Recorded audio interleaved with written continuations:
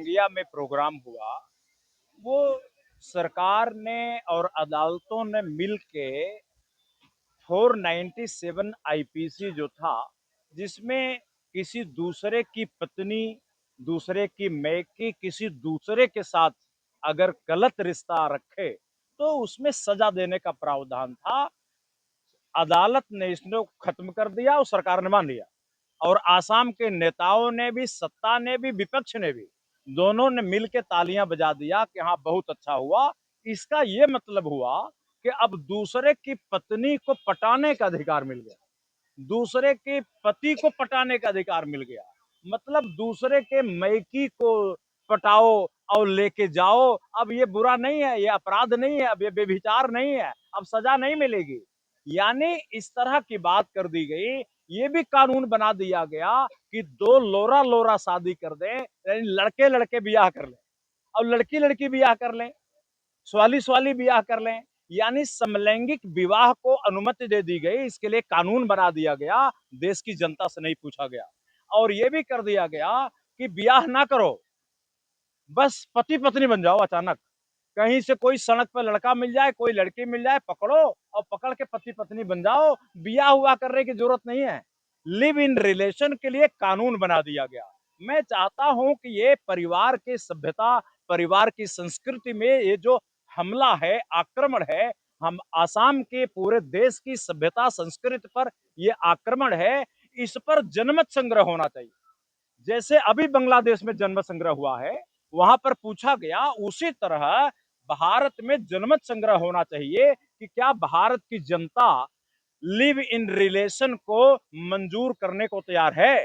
क्या भारत की जनता लड़का लड़का की शादी, लड़की लड़की की शादी के लिए तैयार है। क्या भारत का समाज दूसरे की पत्नी पटाने का अधिकार मांग रही है, जो आप दे रहे हैं, जबरदस्ती दे रहे हैं। दूसरे के पति को पटाने का अधिकार मांग रही क्या? आपने इस तरह से काम करके, जो लोग कहे थे कि हम सभ्यता संस्कृति की रक्षा करेंगे सरकार बना के, उन्होंने तो ऐसा काम किया है, इतना तो किसी ने कभी किया ही नहीं। ये जो आज की रंगिया में, कामरूप आसाम में जो रैली थी, वो सरकार के इसी बेभिचारी कदम के विरोध में थी। और इस रैली में प्रस्ताव पास किया गया है कि जो 497 कानून खत्म किया गया, उसको और मजबूती के साथ वापस लाया जाए, रिस्टोर किया जाए। इसी तरह समलैंगिक विवाहों को फिर से अवैध घोषित किया जाए। इसी तरह लिव इन रिलेशन को अपराध घोषित किया जाए, जिससे हमारी युवा पीढ़ी सुरक्षित रह पाए, बच पाए और हमारा समाज, हमारी संस्कृति अच्छे से चल पाए, जो भारत का नाम था दुनिया में।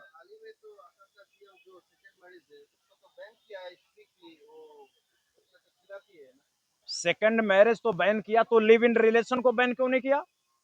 करना चाहिए ना। अगर आसाम के सीएम की इंटेंशन, नियति सही है, आसाम की सभ्यता संस्कृति बचाना उनकी नियति है, तो वो सेकंड मैरिज को बैन किए, बड़ी अच्छी बात है। 18 साल के कम के उम्र के बच्चे शादी कर लें, उस पर बैन किए, बड़ी अच्छी बात है। तो लिव इन रिलेशन को बैन क्यों नहीं किए? लोरा लोरा शादी करे, इसको बैन क्यों नहीं किए? स्वाली स्वाली शादी करे, इसको बैन क्यों नहीं किए? ये 497 को वापस चलाने की बात क्यों नहीं किए? आसाम में ये एक रेगुलेशन लगाओ कि हाँ, कम से कम कोई दूसरे दूसरे की पत्नी, दूसरे की मैकी अगर दूसरे के साथ पकड़ी जाएगी तो सजा मिलेगी। ये क्यों नहीं किए? इसी बात के लिए था, इसी बात के लिए था कि आसाम की सभ्यता, आसाम की संस्कृति बचनी चाहिए। ये भोले भाले लोग हैं, ये इनके पास तो कुछ है नहीं, न इनके पास पैसे हैं, न हवेली है, न मकान है, न गाड़ी है। यही इनकी इज्जत थी, मर्यादा थी, इनकी संस्कृति थी, इनकी सभ्यता, जिसके भरोसे ये लोग जिंदा थे, छाती तान के तलते थे दुनिया में। वो छाती भी आपने पिचका दी, वो उसका भी आप छीन ले रहे हैं। इसी के विरोध में थी। और ये रैली नहीं, हम आसाम के हर जिले में गए थे, अब फिर जाएंगे, आसाम में जागृति पैदा करेंगे। जब तक व्यभिचार को अपराध घोषित नहीं किया जाएगा, विश्व परिवर्तन मिशन के लोग, सभी पार्टियों के लोग एकजुट होकर के, अगर बड़े नेता नहीं मानेंगे, सुप्रीम कोर्ट के जज नहीं मानेंगे, हाई कोर्ट के जज नहीं मानेंगे, प्राइम मिनिस्टर नहीं मानेंगे, चीफ मिनिस्टर नहीं मानेंगे, तो जनता और सभी पार्टियों को लोग एकजुट होकर के व्यभिचार को अपराध घोषित करने का कानून बनवाएंगे।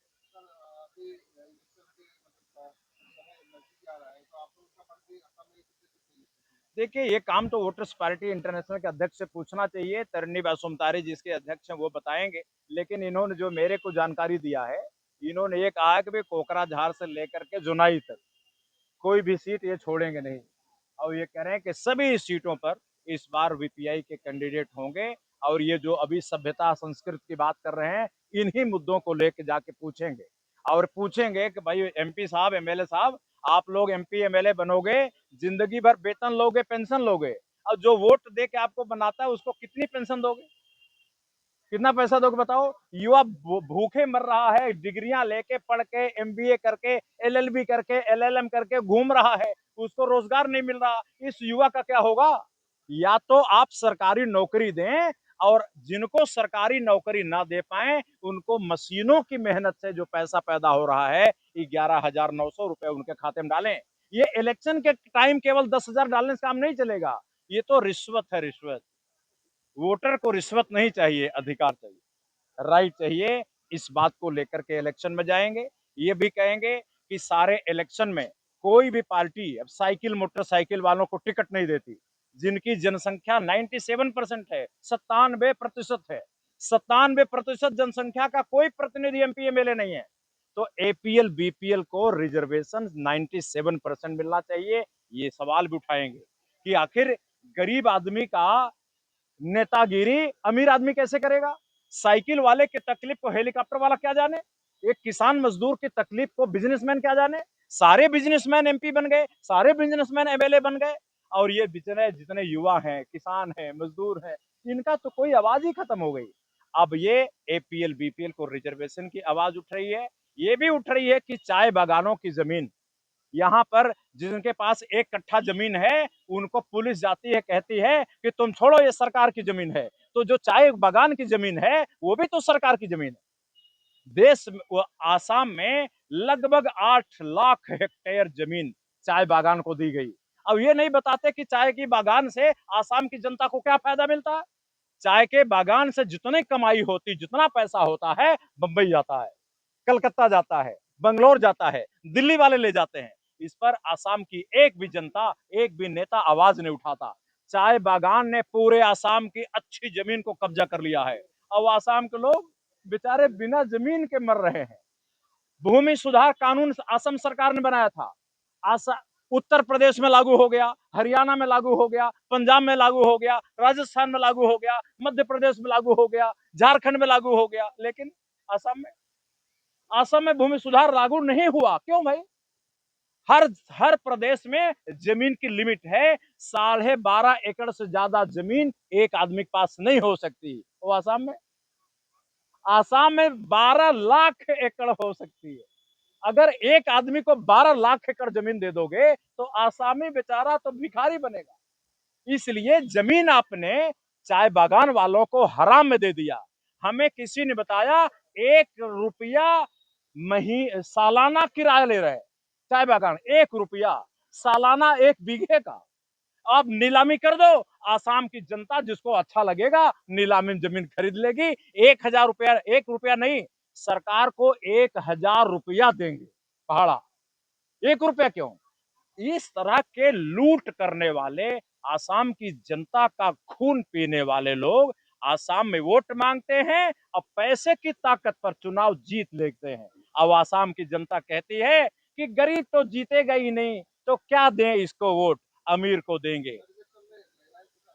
अलायंस होगा कि नहीं होगा हम नहीं जानते, क्योंकि तो सारी पार्टियां तो हेलीकॉप्टर वालों की है। अब हेलीकॉप्टर वाली पार्टियां साइकिल वाली पार्टी और मोटरसाइकिल वाले से अलायंस करेगा ही क्यों। ये मुझे तो नहीं लगता कोई करेगा। हाँ, अलायंस कर लें तो कर लें, कोई बात नहीं। मैं तो साढ़े दोनों बोड़ो पार्टियों कहता हूँ, कर लो, आओ मिलकर लड़ते हैं हम लोग। लेकिन ये बोड़ो पार्टियां जो दोनों हैं, ये भी हेलीकॉप्टर वाले हो गए। ये सब पैसा आ गया इनके, सिंगापुर में होटल बन गए, कोकराझार में, दिल्ली में, लंदन में, बंबई में, सब जगह बड़े बड़े होटल बना लिए। इन्होंने बोड़ो से रिश्ता खत्म कर लिया। अब साइकिल वाला बोड़ो, मोटरसाइकिल वाला बोड़ो, इनका तो ये मजाक उड़ाते हैं। अभी इलेक्शन होगा, देखना, मैं पता बता देता हूं, एक भी साइकिल वाले बोड़े को टिकट नहीं देंगे, एक भी मोटरसाइकिल वाले बोड़े को टिकट नहीं देंगे। अब इलेक्शन आएंगे, क्या कहेंगे? अरे हम तुम बोड़ो भाई बहन हैं, बोड़ो को वोट देना। इस तरह ठगने का काम आसाम की राजनीति में हो रही है। लेकिन हम लोग इन ठगों के ठीक से खबर लेंगे, सबको पकड़ेंगे, जेल में डालेंगे। जितना लूटा है 50 साल में, सबकी वसूली करेंगे। इंतजार करिए, ये सूरज उगने वाला है और ये लूट का सूरज डूबने वाला है। और एक बात है, ठीक है। पॉलिटिकल मीटिंग में आने से मतलब जो लोग आते हैं उन लोगों को हज़ार डेली देते हैं, लेकिन आप लोगों को मीटिंग में आके कुछ पैसा देते हैं आपको, इसीलिए तो मतलब 20,000 रुपया तक दिया है। नहीं, 50,000 भी दिया, 50,000 भी दिया। इसलिए दिया कि ये भी एक कारण है कि दो जो कोई पार्टी हो, संगठन हो, ये पब्लिक की वकील होती है।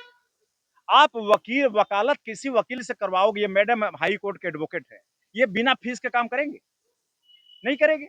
तो यानी अगर आप वकालत करवा रहे हो तो फीस देना चाहिए कि नहीं? हमने आसाम के लोगों में ये संस्कार पैदा किए हैं। 15 साल लगे मुझे संस्कार पैदा करने में। आज आपको लिख रहा 50,000 रुपए लेके आए हैं देने के लिए। अब वो बेचारे बहुत गरीब है, जो आपने का चेहरा देखा होगा, किसान है, मजदूर है, मजदूर 50,000 रुपए लाया है। इसका मतलब 50,000 नहीं है, वो 50 लाख है।